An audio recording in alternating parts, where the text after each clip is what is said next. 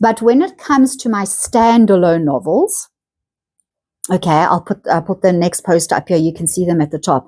My standalone novels, my short story and my 3 standalones, I literally wrote them as a pantser because I knew exactly how the stories were going to start, what happened in the middle, and how they ended.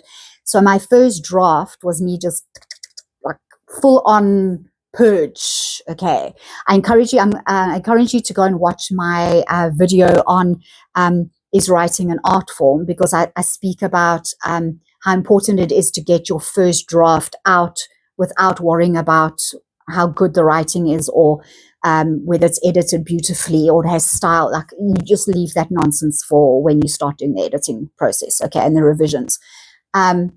When you write your first draft, you've got to write, it's got to just come out of you like you're giving birth to it. It's got to purge onto the page. So I loved, and that is the way I write. I'm a very intuitive writer.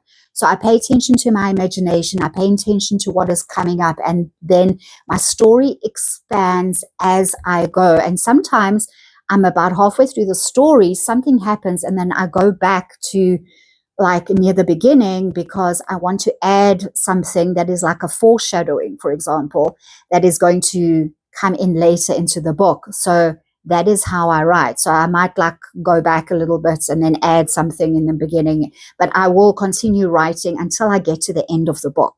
Then when I start getting into those revisions and things like that, that's when I start working through the book step by step. And even then, because I do a lot of rewrites and then, edits and things like that, and then I pick up things like mistakes or I've repeated myself somewhere.